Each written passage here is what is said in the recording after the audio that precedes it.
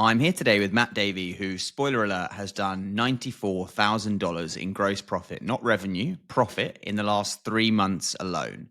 And whilst there's been some hard work in there, I do happen to know that he's just come off a business expenses paid trip to Australia as well. But we're going to start by hearing how he's got there in a bit of a whirlwind journey over the last sort of 3 years. So, Matt, thanks for being here. Hi, mate. How are we doing? Yeah, all good, all good. So let's go back to the beginning. So when you decided to start this business, what did life look like for you? So I was 29. I was hitting that kind of pre-30 crisis, which if nobody's got to it yet, it will happen. Mhm. And kind of, I was working at sea. I was a seafarer. I was doing 2 months on, 2 months off. You know, it was a great lifestyle. It was phenomenal money. But there was that whole thing of, is this what I'm going to be doing for the next 30 years of my life? So I started looking at different things, looking at drop shipping, low ticket drop shipping. I then found a podcast that runs a course that we both met on. I probably was one of their highest listeners that year, you know, listened to a few thousand minutes of that podcast and took the leap to do this course, started this business. I actually started a couple of different niches and one wasn't quite right. And then, you know, took the leap and started this site, the one I have now. And yeah, it's been a hell of a journey. You know, I ran it whilst working for about 2 years. But it was only in August that I gave it up and here we are now. Yeah, awesome. Okay. And when you decided to make the leap, what was it that got you off the fence after, say, thousands of minutes worth of listening? Why did you dive in? I think it was the whole thing of what is the worst that can happen here? You know, like if this goes wrong, I've spent, I think it was about £1,500. So what's Okay. that? Nearly $2,000 for the course. If this goes wrong, I've learned something and I've given it a go. And Yeah. do you know, at the time that was kind of, I wouldn't say it's a trivial amount of money, but it wasn't a huge amount of money for me. Yeah. So I just thought, you know, I've got to do this. Yeah. And also, it's one of those things. Is it once it sticks in your brain and it just sits there. I couldn't stop thinking about it. I remember calling my brother, who, you know, he's got a very normal 9 to 5 job, Mhm. and he was like, you know, I think this suits you more Okay. than working full time or working the job I was having. Yeah, I gave it a go, followed the steps, built the course, or built the site, and sold £400 in my first month. Better than but nothing. You got a first sale. it was such an interesting journey, and I'm glad I took the leap because Yeah. even if I hadn't have made any money, I'd learned so much about what I enjoyed, what I didn't enjoy. Mhm. It was a great thing to do. Nice. Okay, awesome. So you dive in, you start working on it. Initially, it doesn't cost you much. The course is the main outlay. And then it's just like sweat equity, right? So you're doing this a long Yeah, time alongside your job, which is obviously pretty hectic. You're an engineer on, you know, mega yachts. It's not easy yeah. work. And then you're working on the business in your free time. And when did you sort of get proof of concept? When did you start to think this might be a route out of yachting? I think the proof of concept, it was probably, you know, 2 or 3 months into it.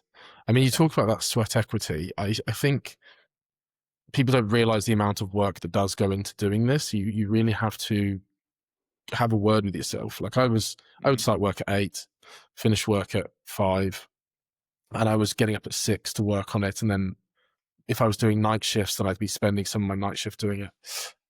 And yeah, the first sale is great, but I'd started a low ticket store, and I'd sold a couple of things on a low ticket store, and that was kind of Hmm. like, oh, this is possible to sell something online. Hmm. But it was when, you know, maybe my first £10,000 month, suddenly you think, okay, this is actually Yeah. a possibility. Like Hmm. we can scale this, we can make some money from this. Um, and that's when it was right. Don't stop. Um, yeah, really just don't stop going at this. And I mean, you'll know we've worked together a long time, on and off. but like Yeah. I've had some serious hurdles with this, Oh yeah. and probably one of the worst niches that I could have picked for it. Certainly a tough one. Yeah, definitely a tough one. Although, Um, all's well that ends well, because look at where mm, you are now, and that's credit to you, because you've touched on two really important things there. The first is that the hard work, the sweat equity, is the only non-negotiable. I would say there are mm, different ways to skin this cat in terms of the niche, the strategies, the things that you do, and how you execute them. There are nuances for sure, but the only non-negotiable is that you work hard and you keep working. And I genuinely, I've met hundreds and hundreds of people running in this business model, and I've never met someone who's like 2 years in and genuinely working with consistency, and it's like, I just can't get anywhere, I just can't make anywhere. That mm. doesn't happen. I see people all the time who struggle and then drop out, or they struggle with consistency, but never really do I see someone who's given it a proper go and hasn't at least had some success and proof of concept. Obviously the speed varies. And then the second thing that you mentioned was around the fact that you will get hurdles, and it's kind of how you react to them, which, we'll Mm. maybe touch on a few of those. But let's talk about what a few of the things that have been really crucial outside of just the hard work, when we talk about actual, things you've implemented, strategies, etc. Um, I think as part of the hard work, I think setting yourself um, goals in sense of the amount of work you want to get done. Okay. Yes, it's all right going hard work, but it's very easy to get burnt out with that. Hmm. I think it's much better to do 1 or 2 hours a day Yeah. than try and do, right, I'm gonna smash out 8 hours on Saturday. Like Yeah. I think it's better to set yourself mini goals. Hmm. Get that done, get that done. I'll now achieve this. Um, it's also good at looking at this larger picture, breaking it down into stages instead of it being, oh, I need to make 100 grand this year. No, I need to make sure that all my email marketing is set up. Right, and that's Hmm. something that will take you a small amount of time. I need to make sure that I've got all my products uploaded and on spreadsheets and whatever. They're things that are really helpful. And it's now that I've started running a larger business, having those smaller systems in place are something that I cannot stress enough to get into the habit of doing early. Yeah, work hard, do your hours, but do it smart, build the systems so that it then becomes self-replicating. Hmm. I think that's a big one. Absolutely. No, I think that makes complete sense. You're actually right. I probably shouldn't say work hard. I should say work consistently. I Mm, said a thing recently to someone that, okay, so people are going to watch this, and especially what we get onto later when we start talking about some of the numbers and the business and the brand that you've built here, and they're going to think Matt's like a freak. He's exceptional. And this is not me taking anything away from you. You are a fantastic operator, but people treat people who have reached this level in business as if they're like elite athletes that had to have incredible talent that people don't possess. And it's not. It's closer, in my opinion, to running a marathon. You always describe it as the 4 minute mile. Until you yeah. do it, it seems impossible to you.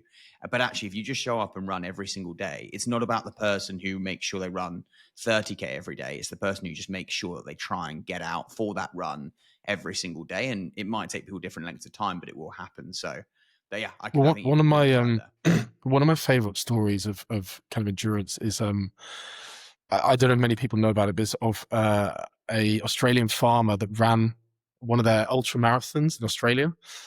It's we're talking 1,000 miles over five Wow. days, Jesus. and everyone that usually ran the race, they would run for 8 to 10 hours, then they would sleep, and then they would run again. And he basically started off shuffling, but he ran nonstop for 5 days shuffling. And so the first day, the guy's finished. He was 20 miles behind. They wake up, he's a mile behind. The next day, when they wake up, he's a couple of miles ahead. And before you know it, he wins by hours, sets a new record. But not because that he was working hard, but he was just going at his own pace and just kept going and kept going. And I think that is what this is like, is that I've had months where I've done the bare minimum, right? Hmm. But because I've just done the bare minimum, I've done something. Yeah. It's kept this growing and it's kept that slow trajectory upwards. 100%. Okay, nice. So showing up consistently is the base case. It's the canvas, and then obviously you need to be following a decent roadmap. So talk to me a little bit about some of the things that you've done that have progressively compounded to grow this business. And I know you don't mind. So you sell primarily supplies for people either in a studio or at home who want to basically make pottery. Pottery is their hobby Mm. or their profession, right? So talk to me about how you've gone from that as a niche, as an avatar to serve, to a brand that can do almost six figures in a quarter in profit. So I guess we'll go, for me, it starts off probably when we first started working together. So Jayden, I was reaching out on this course and Jayden got in touch and I needed a bit of help and I wasn't sure and I was trying to get to SEO. Um, and you did consultancy work with me. And I remember me showing you the niche, you going and doing some research, you coming back and going, it's going to be hard work. All right. Mm. So I probably did it for a year and a half and we were averaging maybe £1,000 profit a month. And I remember saying to my partner, look, I don't think we're going to make money doing this. I think we've got to take a leap into owning our product, owning our brand, and selling something that we manufacture. And that is when this whole business for me completely changed. The thing is, that couldn't have been done without the sheer amount of work that I had put into SEO Yep. or put into, the email marketing I had, or going and visiting suppliers. Mm-hmm. I think these small things that you think, oh, they're huge stuff that have to get into. No, they're the foundation to building a really good business. So, we, with your help, we managed to rank 1 and 2 for some really solid keywords after about 3-4 months. I built relationships with suppliers so that we had a credit with them so that I could, put more money into other things. And yeah, and starting to get it, as soon as I could afford a VA, getting a VA so that he can do a lot of work, the menial work, the grunt work, so that I can focus on the hard stuff. They were the big steps. And then, yeah, the massive step for me was looking into my own product. And that completely changed this whole business from we're kind of scraping by to I've made more money than most people would make in a full year in 1 month. In fact, in the Black Friday week, we made close to 30 to 40,000 profit. Yeah. And that's when it started to switch. And now we're at a point 100%. where we own the brand, we own the product, and we can do a lot more because we have the margins from owning those two. 100%. No, you touched on a few really interesting things there. Like the first thing, and I say this to people a lot about you, because you're someone people look at and they see the success you've had with your own product. And that's a really nice progression for a high ticket e-commerce or a dropshipping business, is to go there. But I say to them, the reason Matt was able to make such a success of that is because he'd put his reps in before. If you had basically gone to a Chinese factory and brought a product to market right out of the gates of your business, there's the chance of failure would have been so high. But you'd built the flywheel, you'd done the Yeah. hard yards to get the organic traffic there, you'd worked out to an extent where your profitable advertising traffic could come from, you had an email list of fertile buyers that you could sell to, you had knowledge in the industry and partnerships you could leverage. And then you just put this sort of master stroke, so to speak, on top, and therefore the results you see are exceptional. I think it's really nice for me to have seen that, because I get off, so to speak, on the strategies, right? I love SEO. I love paid advertising. These things excite me. That's part of why I have the school community that teaches all these strategies, because it's fun for me. You are more of a business owner. Like the business is the bit that's fun for you. And you'd always said like this business in terms of drop shipping was a means to an end. You wanted to build more of a brand. And now I see, and you can talk more about it, but now I see you with a proper brand that people are aware of. You've got a unit, you've got a warehouse, you're getting an office. Like, you have a proper, real physical business now. And we're only, 3 years since you even started working? Not even that. We're 2.5 years. 2.5 years since I started it. And you're spot on. Like, I learned the SEO. I learned the ad systems. I did it because I had to, right? Let's make this very clear. I do not enjoy it. So I did them and I put it in place. And it's also very good to do them, because when you get to a point now where I run a business and not just I manage a store, when I was talking to you about this the other day. Like I'm doing interviews for certain job roles, and people are trying to bullshit me. But because I've done it and I know it, Hmm. I can define who knows what they're talking about, who they doesn't. But yeah, I now know that I love running a business. I love managing people. I love coming up with, the future plans and strategies. But you kind of have to do that groundwork. You have to do those things to get to this point to then run it. Hmm. And as you say, I think you hit the nail on the head there, that if I'd opened this company, gone straight to China, got 5 products, there's no trust. Um, and it would have just failed. Whereas we did this, and we ran it for a year and a half before we even looked at products. And yeah, that's where the success came from, was having an established company, kind of a brand at that point, but not so much. But having an established space, a entity in the space, Hmm. allowed us to grow from that. Yeah. Like you'd built the flywheel, and then, yeah, you were able to plug things into it, which I think is so, so important. Right. Mm. Give me some of the highlights, because I know you're going to be naturally humble, but don't be if you can avoid it. The last 3 months or so, well, to be honest, the last 12 months or so, but particularly the last 3 have been incredible. So give me some of the highlights, not just financially, but some of the moments that you've had as a business owner as well. Um, I think the main highlight is I gave up yachting, right? Hmm. And again, to put this into perspective, my last paycheck from working on the boats was £37,000, right?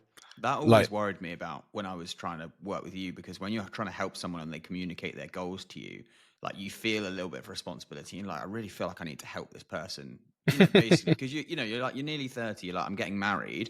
I don't want to be living in a cabin for months with a bloke. And probably some people are like, oh, tough yeah. life, was it, Matt? Living on mega yachts and, being in some of the most beautiful spots in the world. But it wasn't conducive to the life you now wanted to start building. So, Well, nobody understands the sacrifices that you make. Yeah, you get 6 months holiday to do what you want, but then there's mhm, 6 months that you don't get to spend time with family, you don't get to hang out with friends. They choose what you eat, where you sleep, where you go, what time you wake up. Um, so yeah, it was being able to leave that in August. Um, was fantastic, because we bought a house this year. We got a dog this year. I get to just be home and go for a walk and do those things. That's probably one of the biggest highlights, is getting nice. to spend time with my other half. Um, I think one of the other big highlights was 20. So we ordered our first products September 24. They arrived October, November 24. And then we ordered 10 and we sold the first 10 in December 24. Mhm. And that was real proof of concept. Was, oh, okay, so somebody wants to buy this thing that I've designed, and I've sold 10 of them in a month. And to put it into perspective, we'd actually sold the pottery wheels, right? We'd sold probably 5 to 10 pottery wheels total from other brands before this point.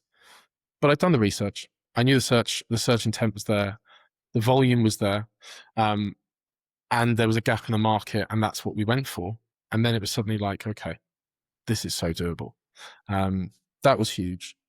And then November, we hit our first 100K month, which is amazing if you're running a dropshipping store with margins, net margins of about 10 to 15%. Mhm. My net margins are close to 40 to 50. And that is suddenly a real game changer. We've had this conversation before about the levers. You can start pulling more levers when you have that kind of money to play Mhm. with. I'm now employing 3, 4 people to do different things for me. I've got full-time customer service. I'm taking full-time ads. I've got somebody that's building out all the automations in the background for me, so that then I can spend my time focusing. Um, and then that's probably the final highlight for me, is that now I've built a business where I get to do the parts of the business that I want to do, not just the parts of the business that I have to do. Mhm. And I think people need to understand that, is that for the first year, really, I would say the first year that you're in a business, a dropshipping, a high-ticket dropshipping business, you have to do all the things that you have to. You have to do all the roles. Yeah, you got to get your chops. Yeah. Yeah, but at the end of it, you will be able to do the things that you want to do, and you learn a lot about yourself. Like you've learned that you loved the SEO side of things. You loved the kind of analytical side of things. I've learned I love managing people. I love building products. I love building relationships. Mm-hmm. And yeah, and that's what I'm getting to develop now. But yeah, I think those for me are the highlights. And also, the friends that I've made, the connections I've made, like we started off working together as like, I was Yeah. paying you to help me. We're now mates. Well, I think we are. Yeah. But Depends what day you ask me. No, of course we are. Yeah. We're now mates that I get to talk to someone about business with. Yeah. And I think that's something I love, is that building a community of people that you realize, they're entrepreneurs like me. They love talking about it. They have this They're also a drive. bit weird. I mean, nobody has their head screwed on real properly if they if they're running a business. I think you got to be a bit broken up there. But that's that's kind of what makes you see the space differently. Like if you didn't think differently from everyone else, you wouldn't do something different from everyone else. Yeah. You realize that, and there's nothing wrong with doing a 9-to-5 job. It keeps the world running, but I think you realize that's just not for me. And so 100%. and that's why you end up relating to other entrepreneurs, because you go, oh yeah, you also see the world the same way I do. I think both of us, obviously, we're similar age, and I think we both share the same feeling that we looked. Let's say we were working 9 to 5, so we're expecting to retire maybe in our 50s, maybe in our 60s, who knows? And we looked at the idea of roughly 30, maybe more years of doing the 9 to 5 we'd done for a decade, and it was just unthinkable. And I actually often say to people, if you can be happy for 30 or 40 years working in a 9 to 5, I would probably do that. It's going to be probably a bit simpler, a bit less stressful. The highs won't be as high, but also the difficult bits probably won't be as difficult. But if you are like us and you think, I just can't see myself being happy doing this forever, then this is a fantastic path into it. And yeah, I love how your story shows that this is just a launch pad. And that is why personally I am genuinely so passionate about high ticket e-commerce, is not because I think it is the best business model in every single way, but because I think it is a brilliant starter business model for people like us, that we also share the same trait. We spoke about it, I think, yesterday, that we're both relatively risk averse, which sounds ridiculous because we both run businesses that require you to take what on paper seem like risks. I mean, Matt ordered, probably close to 100K's worth of inventory in the last 6 months, right? Like that sounds risk averse. Sorry, sounds very high propensity for risk, but actually all the work that you'd done to get there made it a really safe and sensible bet. Yeah. What would have been crazy would have been to do that day one. And that's why high ticket e-commerce is such a great foundation to go and do whatever you want in business. And that's why I think your story is great. I think it's I agree with you. I think there is no better entry into this entrepreneurial market because there is such a low barrier to entry financially. Yeah. There is such a low barrier to entry time-wise. Like you don't need to invest 150 hours. I mean, you do over the course, but you don't need to give up your job to do it. It's alongside a job, right? We both had demanding jobs when we started. 100%. But it has the highest, I think it has one of the highest chances of success. Now, that is very easy that we can both sit there and say that because it has been successful for us. Yeah. But I do think, like we talked about the 4-minute mile, and we talked about this the other day. Now that I've done it, I could do this again. And I could do this again. You've done it again, in a heartbeat, because you know the systems, you know it's possible. And because you know it's possible, you just get it done. Yeah, I agree. You're right. That is why I think it's such a great starter model, because the things that can stop you being successful mainly are within your control. Maybe there's a few things like, Google suspensions and stuff, but even that you can overcome, if you're willing to do the work, wait a few months, if you're willing to have some patience and some staying power. But ultimately, if you start a physical products business where you order stock in, cash flow could put you out of business. Even if you're doing Yeah. everything right, product market fit could put you out of business. If you open a brick and mortar store, same thing. Rentals, cash flow, things like that can put you out of business. In this, because your overheads are so low, essentially you will never get to the point where you have to stop through anything other than lack of desire to go on. Hmm. So it just gives you that ability to endure and therefore reach success that sometimes other businesses just don't, which is, yeah, a big reason I love it. Okay. Awesome. Okay. Is there any other thoughts you want to leave us with? Anything you think, oh, I'd love to, if I was speaking to someone who's maybe considering wanting to be Matt in a few years, anything you'd say to them?